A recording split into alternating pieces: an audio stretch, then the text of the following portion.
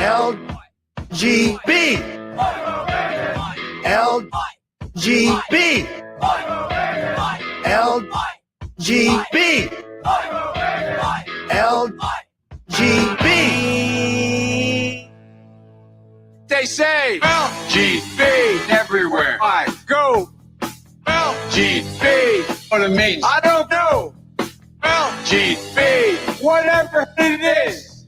LGB. Kamala, help me, please. Please. Alrighty then. Thank you. LGB. That's let's go, Brandon, right? LGB. This means let's go, Brandon. Go. LGB. Sounds like let's go, Brandon, I guess. LGB. All right. Let's go, Brandon. I am Cornholio. Chant LGB. Right wing and left wing. LGB. Go, you know the thing. LGB. If you don't sing that back. LGB. And you ain't black. LGB. Let's go, Brandon. LGB. Let's go, Brandon. LGB. Let's go, Brandon. FJB. Let's go, Brandon. I'm Joe Biden, and I forgot this. Greetings, my dear friends, and welcome to another episode of Reading Epic Threads. I'm your host, Patrick Gunnels, joining you from Houston, Texas, this January 28th, 2024 at 10:27 a.m. Central Standard Time. I've got two pieces for you today. One, reasonably short, from Katie Kirkland, from makeartgoodagain.substack.com. Excellent blog, and the topic is Shapiro and his rap. And then the longer piece is going to be Naomi Wolf, letter from Charlottesville, the need for the left and the right to unite. Those of you who followed me for a while know that one of my biggest themes is this war doesn't end until right and left come together against our slave owners. We're the slaves. So that's where we are right now. So I really hope to, I haven't read the piece yet, but Naomi Wolf, of course, is one of my favorites. So, hey, so let's just go ahead and get started. Right now, I am ecstatic. The sales of rose-scented angel paste, there it is. Rose-scented, I hope this resolves because you could see exactly how we have it labeled. But the rose-scented angel paste is the best thing ever. There is nothing like the smell of rose. And rose essential oil, the organic, real expensive stuff, no, it's not going to resolve. The expensive stuff has amazing just health properties. It helps regulate the oil production on the skin, and it smells amazing. I put it on so much. It is absolutely addictive. So go to www.angelpaste.com. You can buy the Valentine's gift box, which is, oh God, that smells so good. Oh, good grief. You can buy the Valentine's gift box, which is one scented rose with rose essential oil. So organic, amazing rose essential oil, and then one unscented version of angel paste, which is, of course, the one you've grown to know and love. It's got little silk, gorgeous silk little rose petals. It's got the ribbons. It's got the red wrapping, the red tissue paper. Guys, these are vanishing, okay? So go to angelpaste.com, use promo code Shapiro to pry $1 from my grasping hands. And if you get two of these bad boys, you get free shipping, or of course, one of these gift boxes and then one regular unscented. That adds up to enough. So guys, your skin will drink it up. Angelpaste.com, promo code Shapiro. All right, let's start with a new creator that I've only read, I think, one or two pieces from, but now I'm definitely reading this one. From makeartgoodagain.substack.com. Just the Worst by Katie Kirkland. Something terrible has happened. Ben Shapiro is now a rapper. Okay, maybe that's going a bit too far. Ben Shapiro has appeared on a Tom MacDonald, the anti-woke rapper, not the farmer, track called Facts. Because, of course, that's what it's called. On this track, Shapiro raps, which is to say he speaks his lyrics in more or less his normal speech patterns with a beat playing over it. But he does say things like, "My pockets are fat," and "homie," so people are confusing it with rap. It gets worse. There is a music video. In this video, BS stands robotically in a hoodie that says "Facts don't care about your feelings," in the style of the "Dare to resist drugs and violence" branding. You get it? You get it? Because "Facts don't care about your feelings" is his catchphrase, and "Facts" is also the name of the song. It's so clever. And to style it like the Dare logo, I mean, those millennials who went to public school and still all have their Dare t-shirts somewhere in the back of their closets will eat that nostalgia right on up. It's just so cool and relevant and not at all pandering. Sorry, Ben and Tom. I am a millennial, but I was homeschooled and never went through the DARE program. Thus, I am immune to your nostalgic manipulation. Lest you think I'm just here to pick on Ben, don't worry, y'all. His money's like Lizzo. His pockets are fat. He'll be fine. Let's talk about old MacDonald. I mean, Tom MacDonald. I think I finally understand why rappers take on ridiculous stage names rather than using their birth names. Tom's lyrics are just so stupid. "We don't push guns." What are you talking about? I see conservatives posting on social media about how people need to buy more guns and ammo at least once a week. And earlier in the song, you were propping up 2A. I asked myself, what would Ben do? He'd tell his audience there was no election fraud and to get vaccinated. That's what Ben would do. "Where are the American flags at?" Well, you're a Canadian living in LA. I'm going to guess that's why you're not seeing them. So maybe take a drive around almost any other town in America and you'll find them. "I don't care if I offend you. I hope that I offend you." Brosif. Those are contradictory statements. If you hope to offend someone, then you absolutely do care about their state of offense. This song is so ridiculous that I almost believe that if I were to look up the word pandering in any online dictionary, there would now just be a link to this music video. I'll be honest, I've never liked the MAGA and anti-woke rap, or MAGA country music for that matter. Not only do those styles of music not appeal to me personally, but I've also always found the lyrics to be a bit too on the nose. And I get it. Being on the nose is somewhat of a staple of rap and country music, no matter the ideological backgrounds of individual artists. Perhaps that is why neither of these genres appeal to me in most cases, and perhaps this is also why rap and country seem to dominate the MAGA music sphere. In one of my earliest articles, I wrote about the compulsion conservatives seem to have when it comes to messaging in our art. Far too often we see art as nothing more than a tool to get a message out. The message is primary, the art is secondary, and this is why a lot of conservative art, especially music and storytelling, is, to be quite frank, completely cringeworthy.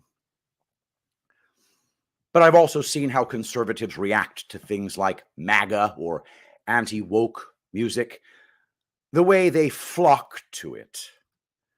If you've been a conservative for any amount of time, it's pretty much expected to be attacked or have your values attacked either directly or indirectly by almost any mainstream art or entertainment that you consume. For many, it must be refreshing when the occasional song comes along that not only neglects to attack conservative values, but instead outright affirms those values. So even though I personally dislike this sort of music and think it does nothing for the culture war, I have found myself allowing room for the idea that they may have a purpose.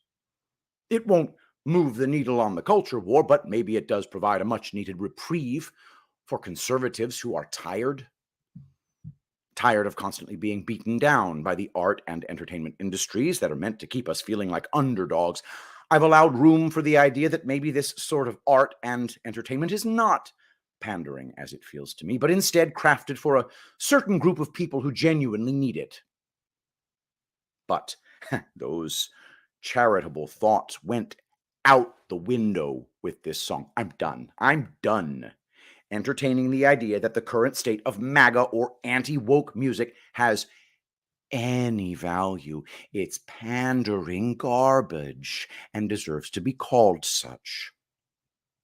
Now, I won't pretend to know the motivations of all the MAGA and anti-woke musicians out there. I'm sure some of them have a genuine desire to create music for this community. To them, I would say it's time to up your game. This community deserves better than you singing a song with lyrics that have all the poetic language of a rage-induced Twitter rant. While there may be some MAGA musicians who have genuinely good intentions, I think there's also a group who are nothing more than opportunistic attention seekers. They're like those men who can't make it in men's sports, so they transition and start playing women's sports where they can dominate. These musicians could not gain the size of audiences they currently have under any other circumstances. They're just not good enough to do that. So instead of working to improve their craft, they write pandering songs that they know will appeal to a certain conservative demographic. And conservatives, with their ridiculously low standards and expectations, make it all too easy for these frauds. Have you ever seen those videos where dog owners sit next to their dogs and pretend to talk on the phone? They lace this pretend conversation with their dog's favorite words, like, walk and treat and play. The dog then proceeds to get excited every time it hears a word it likes. If you haven't seen one of these videos, you can check out an example here. Link in the article. In this scenario, conservatives are like the dogs. Too many get excited because a song uses words and phrases we like. Things like, I don't care if you're offended, or build the wall, or snowflake, or MAGA. It doesn't matter that the song may make little to no sense, as is the case for facts. It's just a bunch of rambling catchphrases strung together.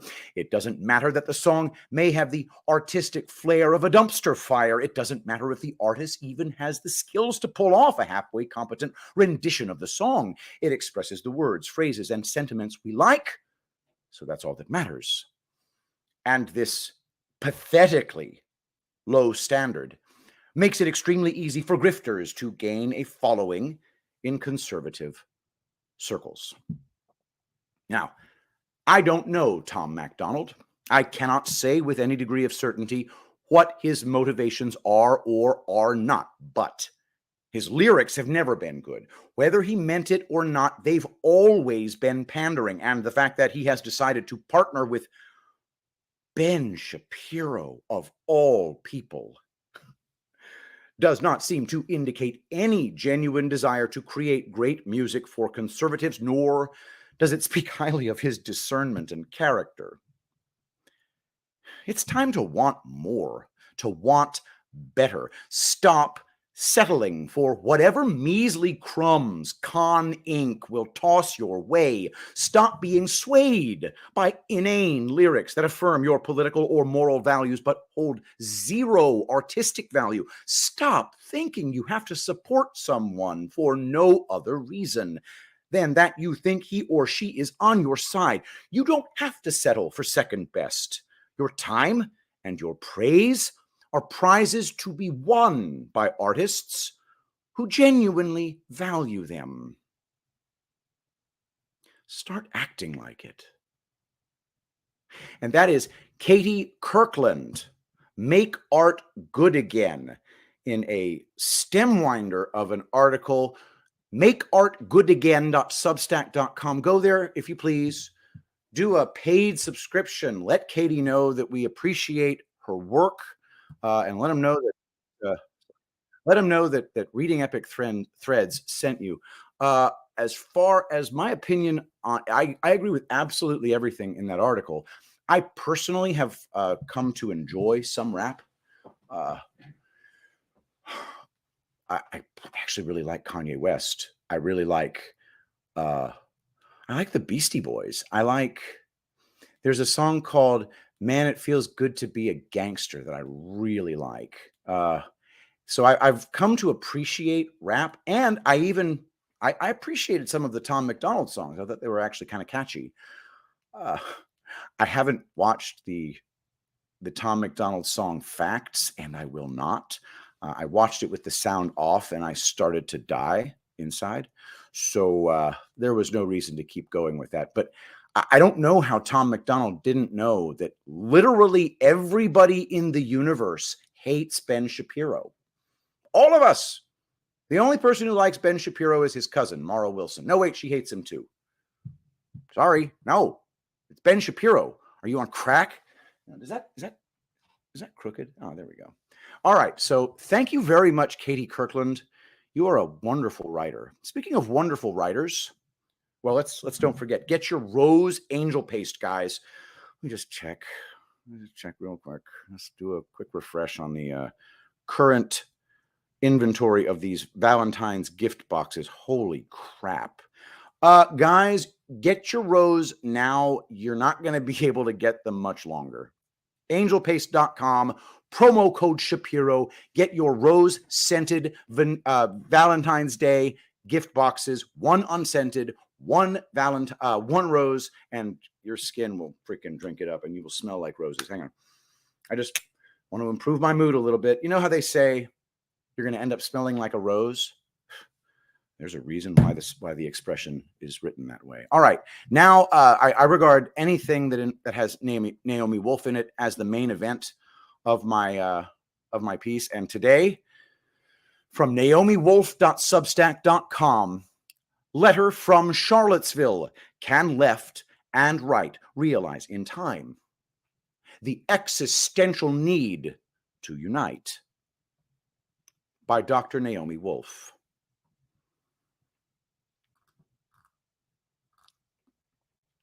I've been traveling in America, that poor, beleaguered superpower, for the last week or so. This is a postcard for you from the war. I left Brooklyn, New York a week ago on January 10th, 2024. James Madison High School, up the road from where we are staying, had been commandeered by New York City's Mayor Eric Adams. The kids, who were supposed to have been learning math and English and science, were forced to stay home once again for remote learning, as their classrooms were occupied by people who had come into our nation unlawfully. The school, the kids were told the day before it happened, was to be used as a temporary overnight respite center. Quote, to ensure a smooth transition for families temporarily sheltering overnight in the building, our school building will be closed on Wednesday, January 10th, and school will be in session remotely for all students, Principal Jody Cohen said in a statement to families. Irate parents held a rally at the school. A mom called the closure and takeover unacceptable. The woman, who did not use or feared to use her real name, said that she was very angry. She made the case that the city put our children last and were instead prioritizing the migrants. State Assemblyman Michael Novikov, whose district this is, told NBC that the decision to move kids out and illegal migrants in was, quote, just really wrong. The school is not a right place for migrants for anyone except the kids, end quote. New York City has taken in 170,000 illegal immigrants, or what NBC inaccurately calls asylum seekers, in the last 2 years. 70,000 are still in the care of the city, and New York expects to spend $4.7 billion to provide shelter, food, and services to asylum seekers in fiscal year 2024. The reason asylum seekers is an inaccurate term for the migrant influx is that there are narrow legal grounds for seeking asylum or refugee status. You must prove that you are fleeing torture or will be imprisoned for political reasons if you return to your home country, for instance. Requesting asylum status is a legal process that takes years. The people who are here now, overwhelmingly having walked across the border and been shipped via bus and plane to U.S. cities, are here without the legal recognition of seeking asylum. Who are the families whose kids have been displaced and who are dealing with the disorienting and unsafe feeling, realization that their homerooms, their science labs, their bathrooms and playgrounds were inhabited by thousands of strange adults, displacing the students and deprioritizing their education. The asylum seekers have not replaced the teens at Dalton, the famous private school on the Upper East Side. No, the American kids whose education was disrupted because of people who chose to break the law to enter our country are exactly the kids whose education receives so much lip service. Brown and black kids from one of the poorer neighborhoods in Brooklyn. I see some of these children in the morning when I walk Loki, my dog, to the corner and step into the nearest bodega to buy my coffee. They are quiet. They stand patiently in line, wearing their heavy backpacks, waiting to pay for inexpensive drinks and processed snacks. I worry about them.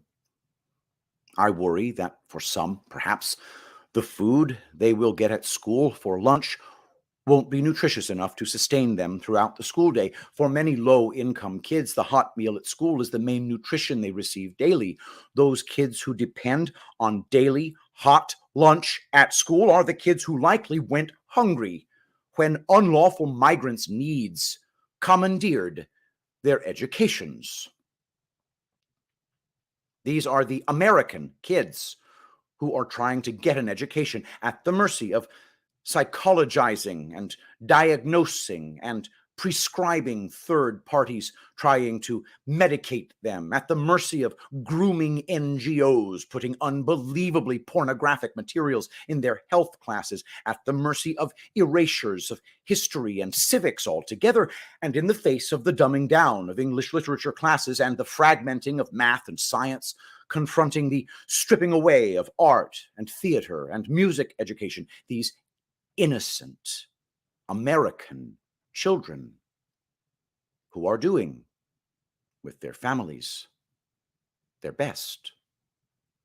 These are the American kids who got kicked out of their school and were given the message by their own city that as scholars they were interruptible. Their working moms and dads' time and energy were equally disposable, and that as citizens, the parents, and as future leaders, the kids, they were all equally less than unimportant.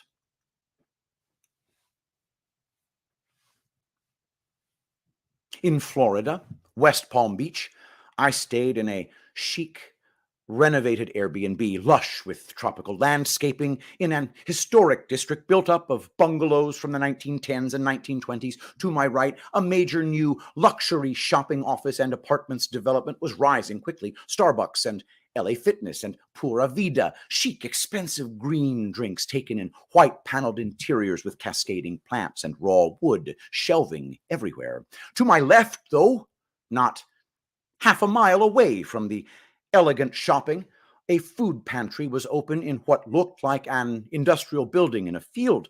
Hundreds of immigrants stood in line to receive food. The houses in the bungalow district that had once been working people's cottages now sold for $1 million each or more.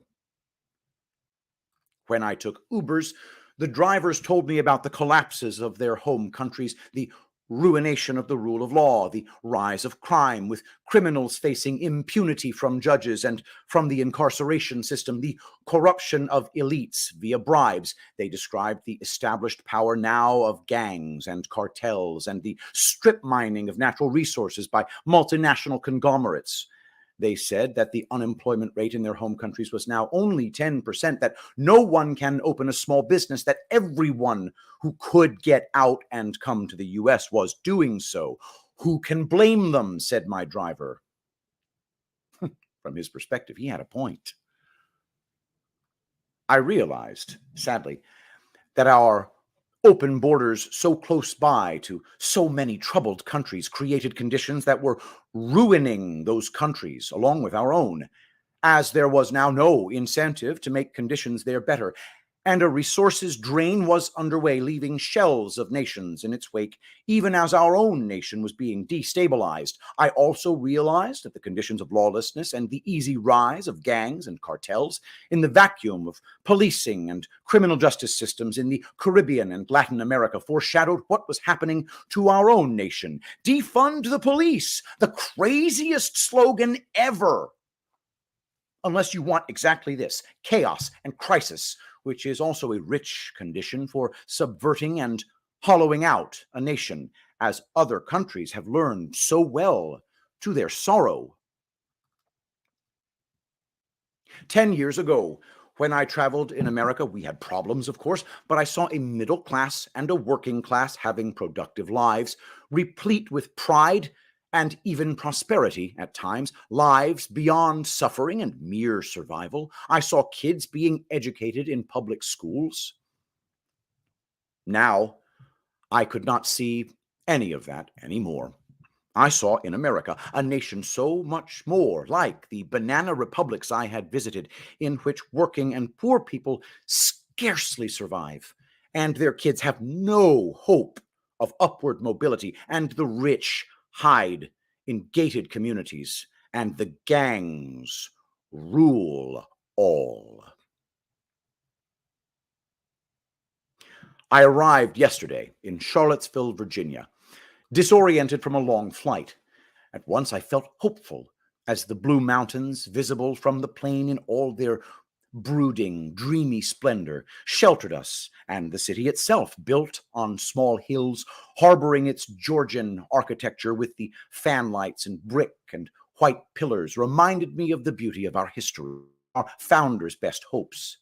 This is the city where Thomas Jefferson created a great university in what was a near pristine wilderness. His own home, with its memorialization of the best of the Enlightenment, is close by. I was taken to an inn downtown with gracious 12-foot ceilings and 4 poster beds and cozy fires in original fireplaces. Beautiful American domestic architecture, unruined history. But I was also told about the erasure of history here and in Richmond. Incredibly, woke forces, many newly arrived in the area, had insisted on dismantling a statue of Lewis and Clark and Sacagawea, a beautiful work of art depicting an indigenous teenager who had accomplished one of the greatest tasks in our nation's history. The reason for the removal, per the critics, Sacagawea was depicted as kneeling. She could have been pointing the way ahead and tracking, but critics saw her as cowering and subservient. The city council devoted $1 million to the removal of that statue, along with 2 Confederate generals' statues, Robert E. Lee and Stonewall Jackson. These were not rehoused in a museum somewhere with full explanation to school children of the future of the bitter and divisive history that they represented. No. They were simply melted down. So, children will never learn about Sacagawea and Lewis and Clark and General Robert E. Lee from asking questions about monuments or visiting museums, and history is easier to erase entirely and revise when it is only digital. On the downtown pedestrian mall, I saw a statue that depicted a workman in silhouette carrying high above him a head, a statue bust, a beheading that looked as if it belonged to Thomas Jefferson. How are Charlottesville's public schools doing? They are cutting costs due to financial setbacks. I was due to speak at a fundraising event for RFK Jr. in a private home. My hosts drove me up a hill outside the city to a magnificent private home from the 1930s. The event was hosted by Barbara Sieg, Libby Whitley, and Gray Delaney, my publisher at All Seasons Press. In the elegant, welcoming interior, a range of people from the city had convened to hear the candidate. Among the attendees was a local doctor who had refused to go along with unlawful mandates. He couldn't visit his patients at UVA Hospital because he was unvaccinated. His grateful patients had arranged for him and his wife to be at the event. There were teachers and nurses and Navy veterans. There was a famous organic farmer from the Shenandoah Valley, Joel Salatin, who had been heroic in educating the public on the dangerous concentration of power in the food supply chain. There was a nutritionist and a dentist, and there were traditional MAGA loyalists in some. There were people from all walks of life. I could not place or stereotype anyone politically. They were Americans concerned about America. RFK Jr. spoke. It is difficult to summarize his replies to questions put to him, as they were so wide-ranging, but the essence of his argument was a return to the American values that are the philosophical core of our freedoms and equality of opportunity. For instance, when asked about DEI, diversity, equity, and inclusion, he talked about how the current program of promotions and demotions on the basis of race would have been very disappointing to Dr. Martin Luther King. He spoke about the urgent importance of our remaining a meritocracy for program solutions to racial disparities. He spoke about model public schools and about bringing investment capital to banks in communities of color so mortgage seekers and business owners could get access to capital. When asked by Delaney about the fact that people of his younger generation had trouble affording housing, let alone having the quality of life of their parents, Kennedy described a program to block BlackRock and Vanguard from scooping up homes so that young Americans could buy in an even playing field, and about offering 3% mortgages. He described decentralizing the Fed and ending the policy of quantitative easing. RFK Jr. spoke about reforming agencies, including the CIA. He spoke, shockingly, about the fact that the Biden White House had refused him Secret Service protection, though his security team had submitted to the Secret Service 200-plus pages of credible threats, including dangerous home intrusions. The Secret Service, highly concerned, had assured him that assistance was on the way. But then there was silence from the White House. So now half of his fundraising dollars have to go to the flotilla of security experts who surround him in this dangerous environment. He was the only candidate historically refused protection at that point in the campaign. I thought of how strange and sad it was that in every event people ask him about the violent history suffered by his own family, a history that includes the murder of his own father when he was 14.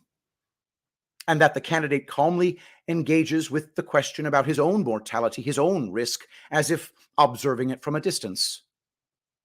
That is beyond courage. But knowing the stresses and terrors of a normal campaign in which any candidate is surrounded by lunatics, I felt deeply the double burden on this particular candidate, and no doubt on his family, of his having to deal with his unique security risk profile, even as his own president leaves him to fend for himself in a vulnerable security situation. When RFK Jr. was done speaking, receiving enthusiastic applause, I stepped forward and said what I had to say about our historical moment and about what I saw as his possible role in it. Again, I am not endorsing anyone. I can't. Daily Clout is nonpartisan, and I feel that I myself can be most useful to the country in a nonpartisan role, worrying only about the Constitution. But I left the event feeling hopeful for our country. Something is changing. Something is in the air. As I said in my remarks, people are waking up to the fact that the battle is not between left and right, but between those of us who remember and care about America and the handful of oligarchs and globalist monsters who wish to do away with our nation and our values and our population altogether. This brings me to a wish. I am in touch with and respect very senior people on both sides.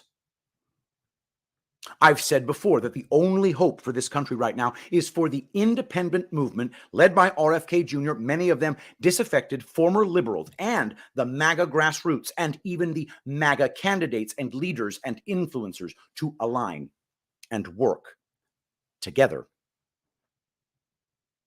There is a battle raging at our southern border. 25 governors have added their affirmation, and some are sending National Guardsmen in support of Texas's Governor Abbott, who is defying, as a matter of states' rights, the federal direction to open the border as millions, including hundreds of terrorists, flood our nation. J.J. Carell, a former border agent and my husband Brian O'Shea's co-host for their podcast Unrestricted Invasion, has been sounding the alarm about thousands of special interest aliens, terrorists, or men aligned with terrorists who are not being arrested and deported, but who are rather unprecedentedly being sent on into the heart of our nation. Recently, the role of the UN and the WEF has been revealed in organizing the mass invasion at our southern border. Indeed, the UN devoted hundreds of millions to funding and organizing this inflow across our border. Quote, in a nutshell, the UN and its advocacy partners are planning to spread $372 million in cash and voucher assistance and multi-purpose cash assistance to some 624,000 immigrants in transit to the United States during 2024. That money is most often handed out, other UN documents show, as prepaid, rechargeable debit cards, but also hard cash in envelopes, bank transfers, and mobile transfers the U.S. border-bound travelers can use for whatever they want. End quote. Europe, too, is in a populist uprising that could turn dangerous, with farmers from at least 7 nations blocking motorways lined up on beaches, spraying manure on government buildings, and engaged in other dramatic actions to protest EU policy around green restrictions on farming. The EU flag is going up in flames in some of these protests. Paris has reportedly 3 days left of food. Radio host and Daily Clout commentator Shannon Joy asked on Twitter in relation to the face-off of states and the federal government at the southern border something like, is this a war or a trap? My answer, could be both. Battle is not between left and right, but between a handful of tyrants from the oldest traditions of tyranny and all of us, we the people, who remember what our country is supposed to be. Of all the people who understand that shift, that realignment, that new nexus to move us forward, obviously I'm here because I think this is the guy. Second thing I want to say, I only have 2. Second thing I want to say is that there are not that many people who got kicked out of the elite left. He did and I did. And as a result of our having this similar experience, I understand what he's given up. And every day, just knowing my own life, I understand that it was more important for him to serve you and everybody listening and everyone who's not here and everyone who's struggling everyone who's trying to buy that home, everyone who's trying to have that freedom of speech, everyone who's trying to pay their hospital bills, everyone who's trying to bring America back. It's more important to him to serve all of those people than to have the really comfortable life that was that life before we got kicked out of it. The last thing I want to say is that America is more than a country. America is an idea.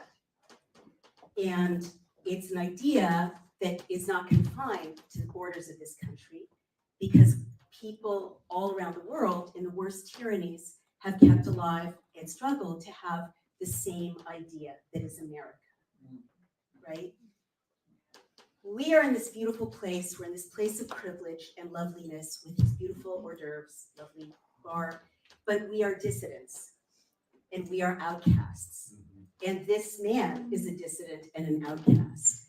We are dissidents and outcasts the way the men and women in 1774, 1775, 1776 were dissidents and outcasts, because they determined to create a republic when there was no republic, when there wasn't even an idea of a republic on this planet ever. They willed it to be, they acted as if it would be, they behaved as if America existed, and then it came to be. Sometimes history is more than individuals. And I think we're all here tonight because we realize that this guy understands that and brings it forward, and doesn't do it for us, does it with us. Thank you all very much. The point is, we are a nation upon whom war is being waged. The instability at our southern border could be the pretext for violence, then conflict, then escalated conflict. Then it could provide the excuse for the federal crackdown of emergency law again. This is the case, too, in terms of the uprising of farmers in Europe. It could all be an organic shift in the zeitgeist, a populist resistance to global tyranny and UN plans for our serfdom and loss of sovereignty, and it could all provide a context for the UN's and the WEF's dissolution of America, breakup of Europe, and imposition of the surveillance dystopia and overall loss of rights that they have so eloquently presented as their endgame. My point is, we need, in my view, to stop thinking that this will be a normal election.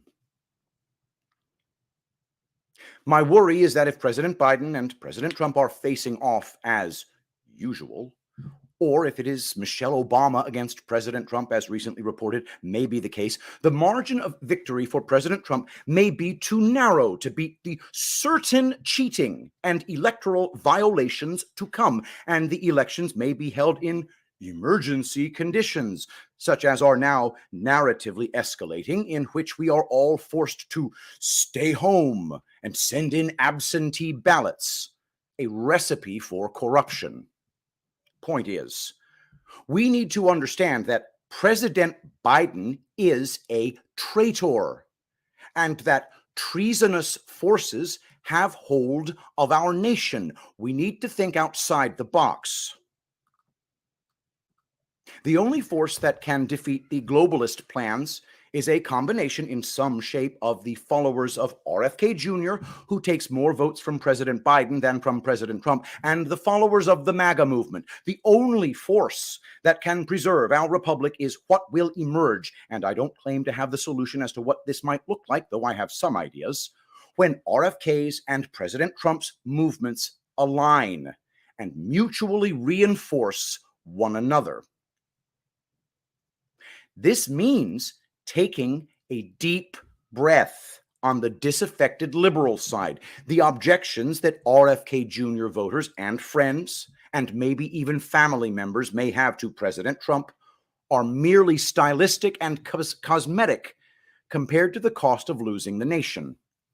And it means creating tolerance for differences on the MAGA side, even red-hot issues such as abortion or green energy, important in peacetime, are trivial differences in times of war compared to an eternity of servitude for oneself and one's children. More than our sense of self politically is the importance of reflecting on how we can be of service to our country. The same is true for these candidates as well. They both have something to offer this country, so let us use them both. And I hope they both look within themselves as well, to remove any sense of a personal ideal that may stand in the way of a unique opportunity to serve all Americans. I hope that the perfect won't stand in the way of the good, of actually saving our nation.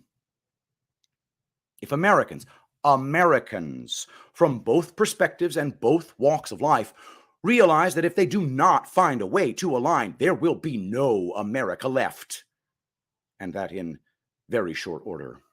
And then, if they unite accordingly, creating an unstoppable force, then it can really be 1774. And we can really prevail. That is the brilliant, the incandescent Naomi Wolf.